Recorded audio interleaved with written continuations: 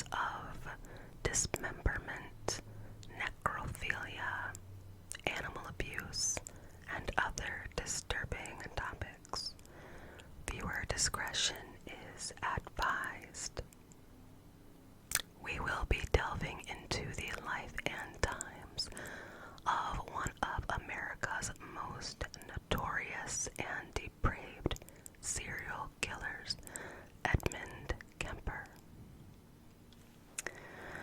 Edmund Kemper is an American serial killer convicted of murdering 7 women and 1 girl between May of 1972 and April 1973. Years earlier, at the age of 15, Kemper had murdered his paternal grandparents. Kemper was nicknamed the Co-Ed Killer, as most of his non-familial victims were female college students hitchhiking in the vicinity of Santa Cruz County, California. Most of his murders included necrophilia, decapitation, and dismemberment. He was found sane and guilty at his trial in 1973 and requested the death penalty for his crimes. Capital punishment was suspended in California at the time, and he instead received 8 concurrent life sentences. He has since been incarcerated in the California Medical Facility in Vacaville. Edmund Kemper III was born in Burbank, California on December 18th of 1948. He was the middle child of 3 children and only son, born to Claire Nell and Edmund Kemper.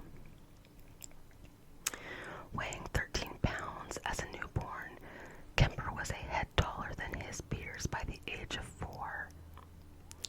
Early on, he exhibited antisocial behavior, such as cruelty to animals. At the age of 10, he buried a pet cat alive, proceeded to dig it up, decapitated it, and mounted its head on a spike. Kemper later stated that he derived pleasure from successfully lying to his family about killing the cat, and by the age of 13 he had killed another family cat because he perceived the cat to prefer his younger sister over him. He would also dismember that cat and keep its remains in his closet until his mother discovered them. Kemper was known to harbor dark fantasies and have a morbid imagination. In his youth, Kemper performed rites with his younger sister's dolls that culminated in his removing their heads and hands. On one occasion, when his elder sister teased him and asked why he did not try to kiss his teacher, he replied, "If I kiss her, I'd have to kill her first." Kemper recalled that as a young boy, he would sneak out of his house, armed with his father's bayonet, and go to his second-grade teacher's home to watch her through the windows. Kemper also stated in interviews in his later life that some of his favorite games to play as a child were gas chamber and the electric chair. He would ask his younger sister to tie him up and flip an imaginary switch. He would then tumble over and writhe on the floor, pretending that he was being executed by gas inhalation or electric shock. Kemper also had near-death experiences as a child at the hands of his elder sister, who once tried to push him in front of a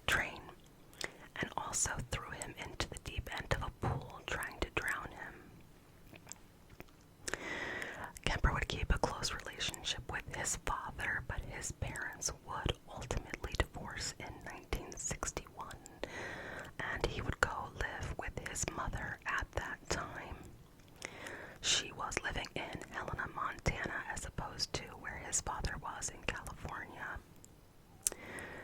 Kemper had a severely dysfunctional relationship with his mother, a neurotic, domineering alcoholic who frequently belittled, humiliated, and abused him. She often made him sleep in a locked basement because she was afraid he would harm her daughters. She also mocked him for his large size. He stood 6'4" by the age of 15. She also described him in a phone call to Edmund's father that he was a real weirdo, and Edmund was in the other room eavesdropping on the phone conversation. She also refused to show Kemper affection out of fear that she would turn him gay, and told the young Kemper that he reminded her of her father and that no woman would ever love him. Kemper later described her as a sick, angry woman, and it has been postulated that she had borderline personality disorder. At the age of 14, Kemper ran away from home in an attempt to reconcile with his father in California. Once there, Kemper learned that his father had remarried and now had a stepson. Kemper stayed with his father very briefly until the elder Kemper sent him to live with his paternal grandparents. Kemper hated living with them and described his grandfather as senile and said that his grandmother was constantly emasculating me and my grandfather.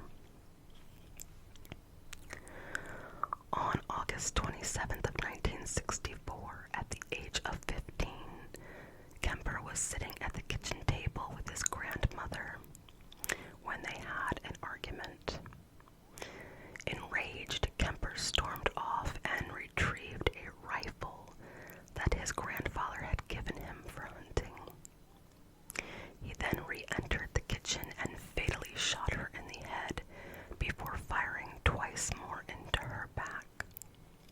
His grandmother's last words would be, "I know you're not trying to shoot those birds again." His grandmother would also suffer multiple post-mortem stab wounds with a kitchen knife. When Kemper's grandfather, Edmund Kemper Sr., returned from the grocery store, Kemper went outside and fatally shot him in the driveway next to his car.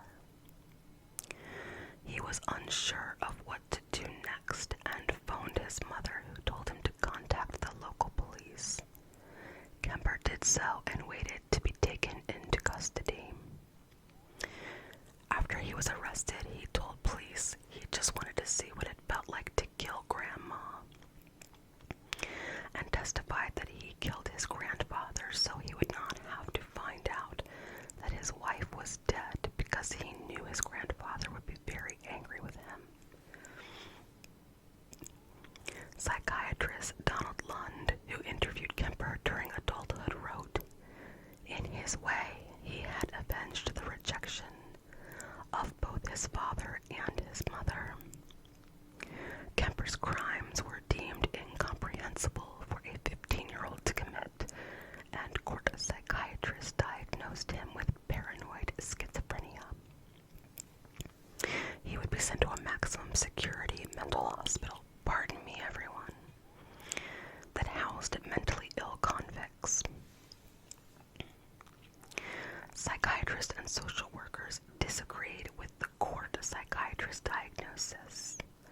Their reports stated that Kemper showed no flight of ideas, no interference with thought, no expression of delusions or hallucinations, and no evidence of bizarre thinking.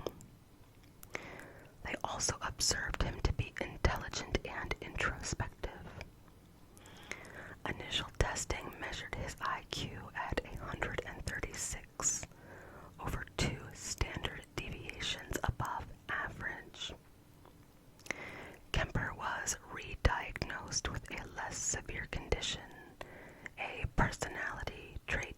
disturbance, passive-aggressive type.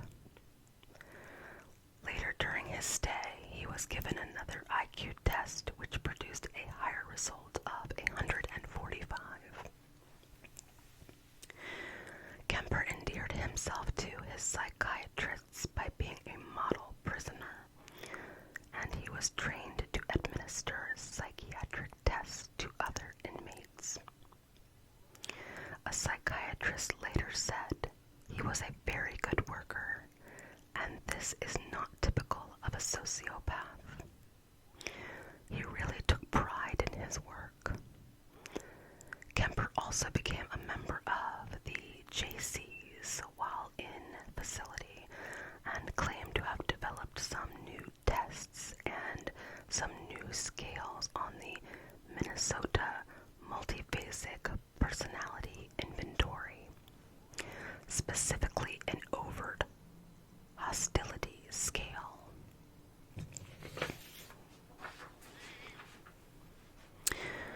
He would be released when he turned 21 and would be arrested a second time. After his second arrest, Kemper said that being able to understand how these tests functioned allowed him to manipulate his psychiatrists, admitting that he learned a lot from the sex offenders to whom he had administered the tests. On December 18th of 1969, on his 21st birthday, Kemper was released on parole against the recommendations of psychiatrists at the hospital. He was released into the care of his mother, who by this time had remarried and been divorced again. Kemper later demonstrated further to his psychiatrists that he was rehabilitated, and on November 29, 1972, his juvenile records were permanently expunged. While staying with his mother, Kemper attended community college in accordance with his parole requirements and had hoped to become a police officer, though he was rejected because of his size. He stood 6 feet 9 inches tall, which led to his nickname, Big Ed. Kemper maintained relationships with Santa Cruz police officers despite his rejection from joining the force, and became a self-described friendly nuisance. Kemper worked a series of menial jobs before gaining employment with the State of California Division of Highways. During this time, his relationship with his mother remained toxic and hostile, the two having frequent arguments that their neighbors often overheard. Kemper later described the arguments that he had with his mother around this time, stating the following: "My mother and I started right in on horrendous battles, just horrible battles, violent and vicious. I've never been in such a vicious verbal battle with anyone. It would go to fists with a man, but this was my mother, and I couldn't stand the thought of my mother and I doing these things. She insisted on it in just over stupid things. I remember one roof raiser was over whether I should have my teeth cleaned." When he had saved enough money, Kemper moved out to live with a friend in Alameda. There he still complained of being unable to get away from his mother because she regularly phoned him and paid him surprise visits. He also had financial difficulties, which resulted in his frequently returning to his mother's apartment. Kemper, who was then in his early 20s, met a female student from Turlock High School at a Santa Cruz beach, and the two became engaged in March of 1973. Their engagement lasted over a year before being broken off due to Kemper's second arrest. Her parents requested her name not be revealed to the public. She was reportedly 17 and still attending high school at this time. The same year that he began working for the Highway Division, Kemper was hit by a car while riding a motorcycle that he had recently purchased. His arm was badly injured in the crash, and he received a $15,000 settlement in a civil suit. He purchased a 1969 Ford Galaxy with part of his settlement money, and noticed that there were a large number of young women hitchhiking, and began storing plastic bags, knives, blankets, and handcuffs in his car. According to Kemper, he picked up around 150 hitchhikers who were in line with his pattern. This was before he felt homicidal sexual urges, which he called his little zapples, and which he later began acting on. At times he blamed the women he killed for hitchhiking, which he said was flaunting in my face the fact that they could do any damn thing they wanted, and that society is as screwed up as it is. Between May of 1972 and April 1973, Kemper killed 8 people. He would pick up female students who were hitchhiking and take them to isolated areas where he would shoot, stab, smother, or strangle them. He would then take their bodies back to his home where he decapitated them. He would perform sexual intercourse with the severed heads, and would also have sexual intercourse with their corpses. During this 11-month murder spree, Kemper killed 5 college students, 1 high school student, his mother, and his mother's best friend. Kemper has stated in interviews that he often searched for victims after having arguments with his mother, and that she refused to introduce him to women attending the university where she worked. He recalled, she would say, "You're just like your father. You don't deserve to get to know them." Psychiatrists and Kemper himself have espoused the belief that the young women were surrogates for his ultimate target, his mother. In May of 1972, Kemper was driving in Berkeley where he picked up 2 18-year-old hitchhiking students from Fresno State University. He told the girls that he would take them to Stanford, and after driving for an hour, he managed to reach a secluded wooded area near Alameda, with which he was familiar from his work at the Highway Department, without alerting his passengers that he had changed directions from where they wanted to go. It was there that he handcuffed the girls and locked them in his trunk. He then stabbed and strangled them to death. Kemper later confessed that while handcuffing the girls, he brushed the back of his hand against one of their breasts, and it embarrassed him, adding that he said, "Whoops, I'm sorry," or something like that, after grazing her breast despite murdering her minutes later. He also noted that he chose the women because they seemed upper middle class, of a better class of people than the scroungy, messy, dirty, smelly hippie types that he was not at all interested in.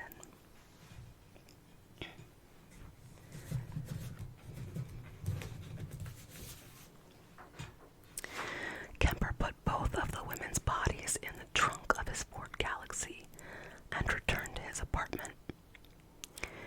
He was stopped on the way by a police officer for having a broken taillight, but the officer did not detect the corpses in the car. Kemper's roommate was not at home, so he took the corpses to his apartment, where he photographed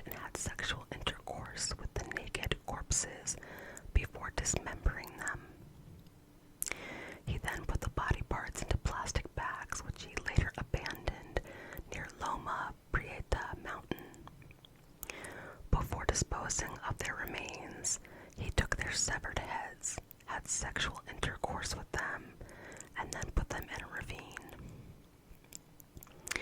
In August of that year, one of the girls' skulls was found on the Loma Prieta mountain. An extensive search failed to turn up the rest of her remains or any trace of the other victim. On the evening of September 14th, 1972, Kemper picked up a 15-year-old dance student who had decided to hitchhike after she missed her bus that would have taken her to her class. He again drove to a remote area where he pulled a gun on her before accidentally locking himself out of his car.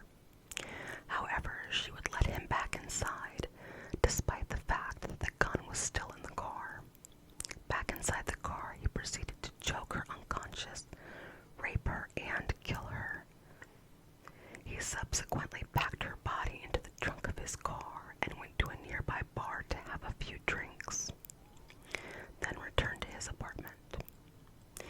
He later confessed that after exiting the bar, he opened the trunk of his car, admiring his catch like a fisherman. Back at his apartment, he had sexual intercourse with the corpse, then dismembered and disposed of the remains in a similar manner to his previous two victims. The girl's mother called police to report the disappearance of her daughter and put up hundreds of flyers asking for information, but she did not receive any responses regarding her daughter's location or status. On January 7th of 1973, Kemper, who had moved back in with his mother, was driving around the Cabrillo College campus when he picked up an 18-year-old student. He drove to a wooded area and fatally shot her with a .22 caliber pistol. He then placed her body in the trunk of his car and drove to his mother's house, where he kept her body hidden in a closet in his room overnight. When his mother left for work the next morning, he had sexual intercourse with and removed the bullet from her corpse, then dismembered and decapitated her in his mother's bathtub. Kemper would keep her severed head for several days, regularly engaging in sexual intercourse with it, then buried it in his mother's garden, facing upwards towards his mother's bedroom window. After his arrest, he stated that he did this because his mother always wanted people to look up to her. He discarded the rest of her remains by throwing them off a cliff. Over the course of the following few weeks, all except her head and right hand were discovered and pieced together like a macabre jigsaw puzzle. A pathologist determined that she had been cut into pieces by a power saw.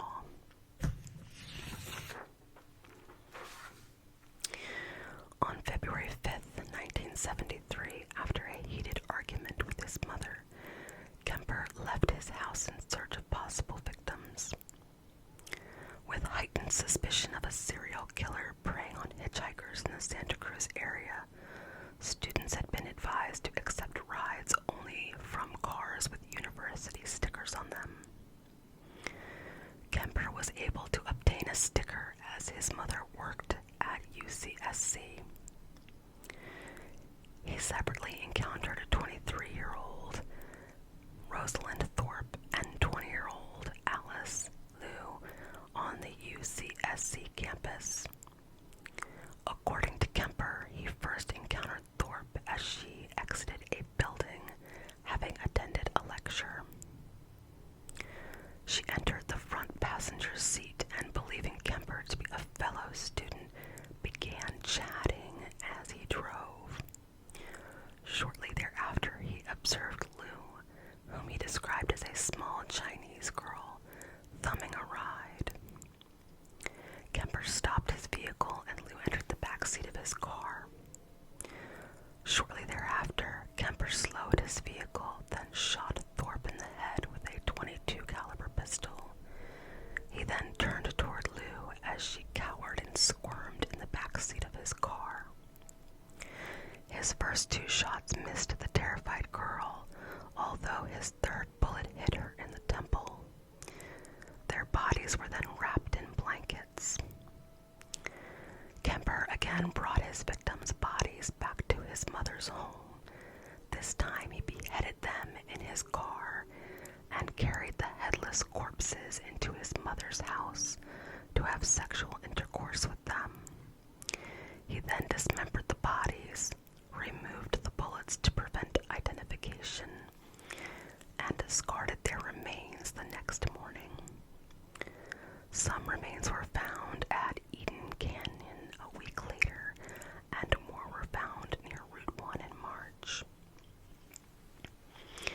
When questioned in an interview as to why he decapitated his victims, Kemper explained, "The head trip fantasies were a bit like a trophy. You know, the head is where everything is at. The brain, the eyes, the mouth, that's the person. I remember being told as a kid, you cut off the head and the body, and the body dies. The body is nothing after the head is cut off. Well, that's not quite true. There's a lot left in the girl's body without the head." On April 20th of 1973, Kemper was awakened by his mother coming home from a party. While sitting in her bed reading a book, she noticed Kemper enter her room and said to him, "I suppose you're going to want to sit up all night and talk now." Kemper replied, "No, good night." He waited for her to fall asleep, then snuck back into her room to bludgeon her to death with a claw hammer and slit her throat with a penknife. Kemper then beheaded her and humiliated her corpse, as stated in a 1984 interview. Kemper stated that he put her head on a shelf and screamed at it for an hour, threw darts at it, and ultimately smashed her face in. He also cut out her tongue and larynx and put them in the garbage disposal. However, the garbage disposal could not break down the tough vocal cords and ejected the tissue back into the sink. That seemed appropriate as much as she had bitched and screamed and yelled at me over so many years, Kemper later said. He also sexually, this is so gross, he had sexual intercourse with his mother's head, like he did with his other victims. Kemper hid his mother's corpse in a closet and went to drink at a nearby bar. Upon his return, he invited his mother's best friend over to the house to have dinner and watch a movie. When she arrived, Kemper strangled her to death.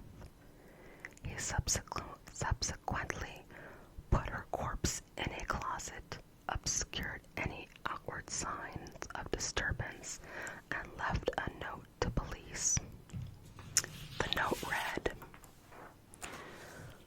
"Approximately 5:15 a.m. Saturday. No need for her to suffer any more at the hands of this horrible, murderous butcher. It was quick, asleep the way I wanted it, not sloppy and incomplete. I just had a lack of time. I got things to do." Afterward, Kemper fled the scene and drove nonstop to Pueblo, Colorado, taking caffeine pills to stay awake for the over 1,000-mile journey.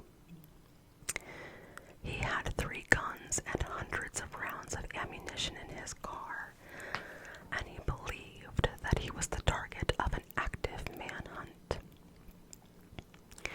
After not hearing any news on the radio about the murders of his mother and her friend, when he arrived in Pueblo, he found a phone booth and called the police. He confessed to the murders of his mother and her friend, but the police did not take his call seriously and told him to call back at a later time.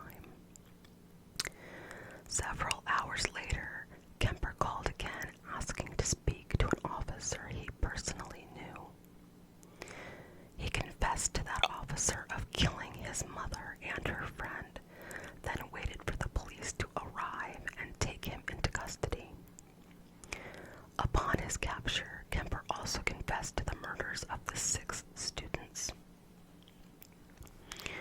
When asked in a later interview why he turned himself in, Kemper said, "The original purpose was gone. It wasn't serving any physical or real or emotional purpose. It was just a pure waste of time. Emotionally, I couldn't handle it much longer. Toward the end there, I started feeling the folly of the whole damn thing, and at the point of near exhaustion, near collapse, I just said to hell with it and called it all off." Kemper was indicted on 8 counts of first-degree murder on May 7th of 1973 and was assigned to the Chief Public Defender of Santa Cruz County, Jim Jackson, to be his attorney. Due to Kemper's explicit and detailed confession, his counsel's only option was to plead not guilty by reason of insanity to the charges. Kemper tried to commit suicide twice while in custody, but his trial went ahead in October of 1973. 3 court-appointed psychiatrists found Kemper to be legally sane. One of the psychiatrists, Dr. Joel Fort, investigated his juvenile records and the diagnosis that he was once psychotic. Fort also interviewed Kemper, including under a truth serum, and relayed to the court that Kemper had also engaged in cannibalism, allegedly slicing flesh from the legs of his victims, then cooking and consuming them in a casserole.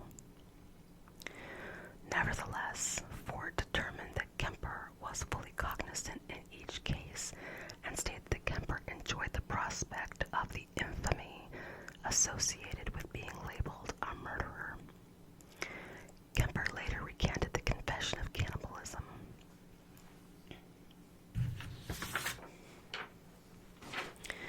On November 1st, Kemper took the stand.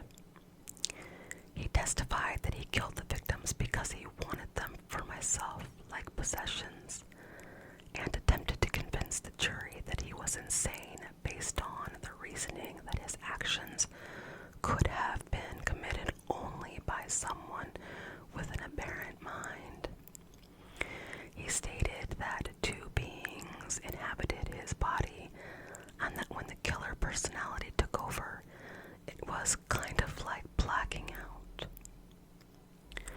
On November 8th, 1973, the 6-man, 6-woman jury deliberated for 5 hours before declaring Kemper sane and guilty on all counts. He asked for the death penalty, requesting death by torture. This, of course, was denied because California did not use capital punishment for any of their murderers. So he was sentenced to 7 years to life for each count, which were to be served concurrently. While on trial for murdering his grandparents, Kemper was diagnosed with paranoid schizophrenia by court-appointed psychiatrists. However, other psychiatrists and social workers disregarded this on the basis that Kemper did not show any of those symptoms. Let's see, he was re-diagnosed with antisocial narcissistic personality disorders. Kemper is a Christian and states in an interview that he has learned to live with myself and God. He is in prison and in the same prison block as Charles Manson was in. He used to really bully around some of the other convicts, and he was 6'9", so what was anybody going to do?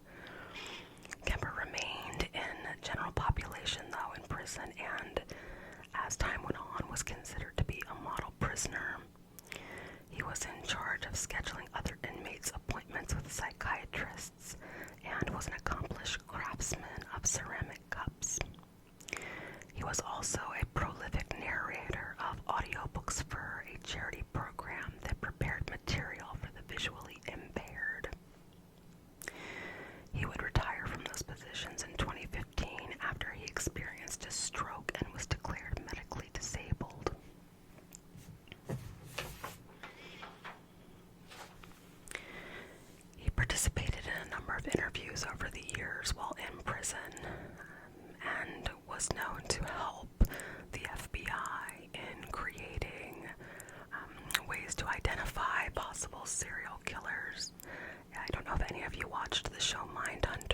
that.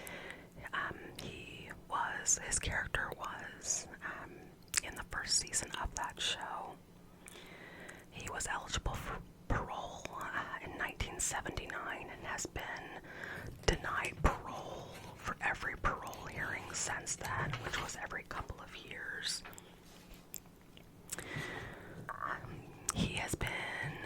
He was influenced, or has influenced, many works of film and literature.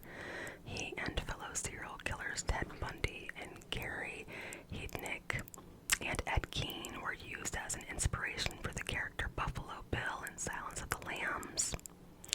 Like Kemper, Buffalo Bill fatally shoots his grandparents as a teenager.